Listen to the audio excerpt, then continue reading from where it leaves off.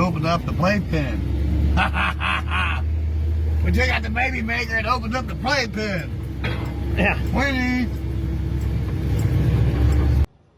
I couldn't stand the stink in there if I went in his lobby or his apartment, you know what I mean? Them guys are nasty, you know that, right?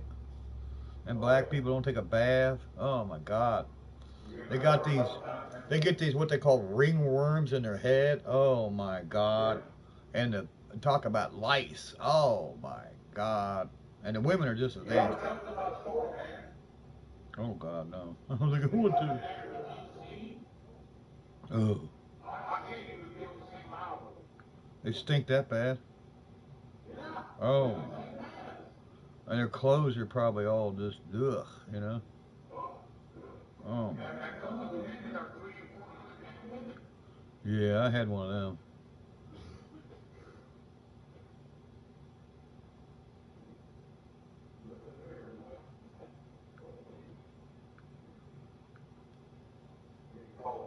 How's everything going? Not too bad. They sentenced me to 2 years and then gave me a state of execution until this coming Wednesday. I'm supposed to go over and report Wednesday if we don't get anything else done, but my attorney filed the appeal, and then my attorney's secretary called my attorney's secretary and had her tell him to write a motion to suspend the sentence and put on the motion that there is no objection from the prosecution and that he would sign it. So what's that mean in a nutshell? That means I won't go to jail. Same thing I've been saying all along. Okay. Yeah, that's all I care about. Mike Cherie, Scott Wilson entered a no contest plea to involuntary manslaughter in the death of Heather Gentry. Investigators say she was injured back in 1985 when she was only 6 weeks old and ended up in a vegetative state until she died in 2006. She was 21 years old. Prosecutors say Wilson admitted to shaking Gentry the day she was injured. He was. Oh, and Barry, thanks again for talking shit about my dead mother, buddy. They probably only met their mom for like a day or two before she left. Is that why Ryan don't have a mom around? That's David. Yeah, she's up your ass. I see what you look like. You look like a walking cancer patient, You know what I mean? What the fuck do you mean by that, Barry? Like that. Tell these motherfucking people, what the fuck do you mean by that? Why do you mean by he looks like a walking cancer patient? What is your meaning behind that? So you can't say, oh, they're editing my shit, making me say these things. No, Barry. So, I'm gonna jump off here, Barry. This proves even further you're a piece of shit. Attack him. I didn't do anything to him. I know, but the language. Anytime, boy! Anytime! Come on, Dad, let's go. This is in the 70s, Dad. Coward! Scared me.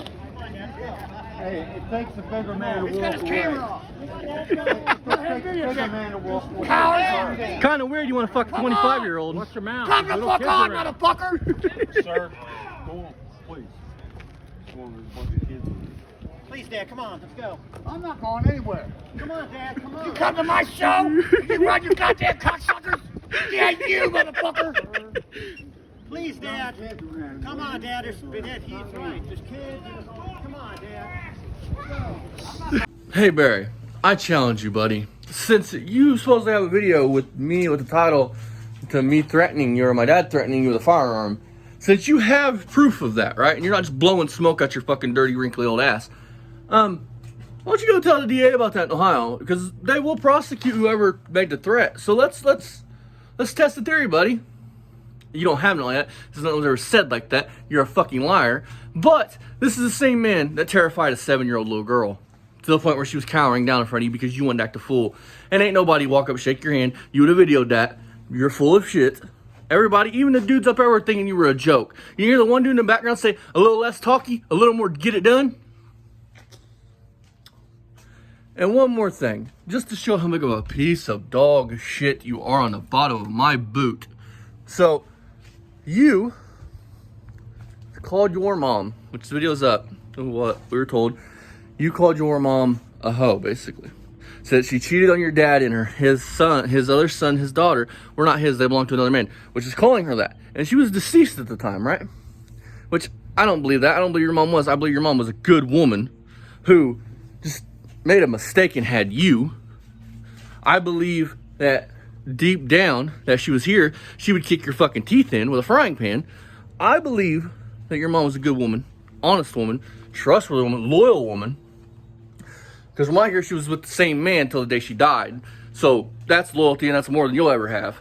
So with that being said, you didn't care when you said that shit on YouTube how your dad was still alive. This man loved your mother to death. Like, a love that only certain people in this world can understand. And you don't understand that. Because you don't even love Ryan unconditionally. You wouldn't have put him through that yesterday. So, you don't love anybody but yourself. So this is a love that you would never understand. Take it from somebody that does love people unconditionally, that would hop in front of a fucking bullet for them. And not even think about it. Where you would be like, huh, that could kill me. I better not do that. You don't know that unconditional love. But your father did, and your mother did, and other people do. How many of you people out there would call your mom what he called her, to online where your elderly father is living his last year or so, a couple months, whatever it was, could hear that and hurt him like that? You didn't give a fuck. You were trying to hurt your brother and sister, but you hurt your father. The man that gave you the shitty life you have. See, there's a difference between real men and pieces of shit like you. I would never, it wouldn't matter what my sister did, Barry, I would never say something like that. First of all, to hurt my sister, that's low. Second of all, it would fucking mentally hurt my dad. And physically hurt my dad. So, and that's because I love them enough not to do that. But this is the same person that was running your mouth about one of your brother's kids, about the one that is a functioning autistic kid, man, whatever he is, high-functioning autistic, and you were calling him all these names, talking about killing him, talking about kicking his teeth in, talking about all this stuff. Just get the fuck out of here with that shit. And if you got proof, let's see it, bitch. Come on, get it done. Because there ain't a video like that. There never was a video like that, but let's get it done, Barry. Because the man that has sat there and repeatedly threatened me and my father didn't do jack shit yesterday besides run his fucking jibs. So who's the real punk here? You can call me a punk and a coward all you want, but at the end of the day, I never threatened to put my fucking hands on you. I never threatened to do anything to you. And why'd you care so much that there was a camera recording you? Oh, because everybody now sees that little girl cowering because you keep walking towards her, and after she said multiple times, "You're scaring me, stop," and you didn't stop. That shows your character, Barry. So, by all means, buddy, prove this shit. Show the proof. Go to your fucking sheriff's department, wherever you have to go, show them. Let's get this show on the road. Because that's the only way this channel's stopping, buddy. Especially after the stuff I found out yesterday, that you didn't care if you hurt your father. The man that raised you, the man that loved you, until you started fucking up so much in life that he couldn't even stomach to look at you anymore. Because you were a fucking disappointment. You were a straight up disappointment to him, Barry. Because you know why? Because you know why, buddy? You want to know why? Because he wanted you to be like your brother and your sister, raise your kids, which you didn't do. You didn't raise Ryan. You didn't raise your other two kids, besides Ryan. He wanted you to work a job until the day you retired. You didn't work a full job until the day you retired. You were a lazy louch of a drunk, of a pothead. You were a lazy motherfucker. And there's nothing wrong. Some potheads, full function. Some drunk alcoholics, full function. Alcoholics running in my family. But to somebody that wants to get on here and, oh, you're a fucking druggie, you're a fucking this, you're a fucking that. Well, the funny thing is, you're everything like that. You called Mako a heroin addict, right? You got busted in 1994 for fucking prescription fraud, you fucking loser. Alright, I'm gonna get this thing primed up, get this thing fired up, get the break-in started on my 400 while Barry fucks off and goofs off. I'm not sure what he's gonna do. Maybe he'll put out a video to remember me to interact to later. I don't know. Stay tuned, you guys. See you guys next time on Poor Man's Speed Shop. Can't believe you did that to your father, Barry. But your father was tired of you, so he did put the whooping on you a couple times. So that made me laugh, because it's pretty bad when your father's so fucking fed up with you that he comes downstairs and fucking knocks the dog shit out of you.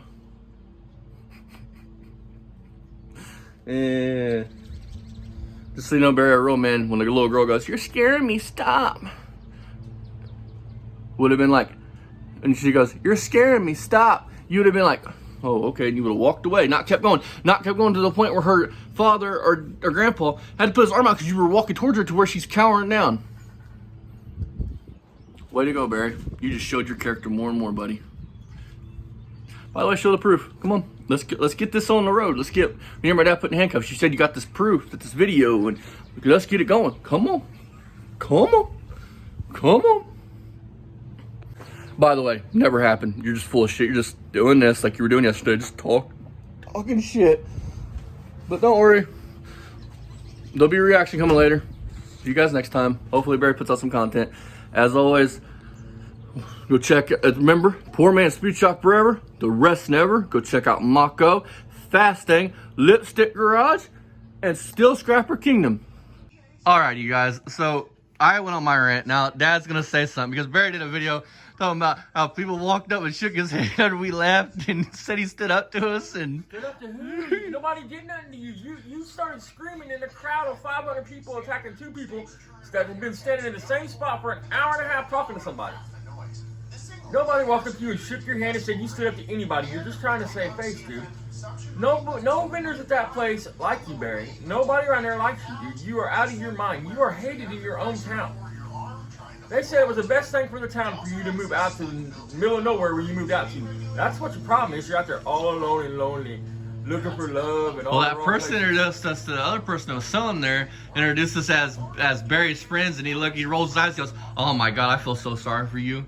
And then he goes, "No, they just know what kind of person Barry is." He goes, "Oh, thank God." He goes, "I was beginning to hate him." I mean, you are out of your mind. That's supposed to be your friend that said that. So The guy that you fucking written down to you. You're so full of shit. It's okay. We'll be back in October. It's all good. I mean. And now if Karma don't get us, he'll get us. You're gonna talk about karma? All right, Barry. I'll tell you what. If karma nails you before it nails you, then you win, bud. How about that? No, I find funny. He's like, I'm making money. You're not. You're grinding your wheels. You guys just need to stop. Well, you know what, Barry? I need a total of 200 more subscribers, right? I need less than that. I need less than 200 subscribers. I've already got the views. 130. I've already got all the views. Once we hit 500, Barry, I'm monetized, bitch, and then you won't be able to say that no more. I'm gonna make you eat your fucking words. He ain't making. Look at his views. What money you making? You getting a couple $100 check every couple months? I make more than that. Now he's making money. We're not. Well, What the fuck's that got to do with anything? damn, That damn. doesn't matter, bro. I mean, I mean, you ain't damn. making no money. What do you mean you ain't making? You make a couple $100. So what? Good for you, Barry. I can take your aluminum cans and make what you make. should I make more than that in a fucking month?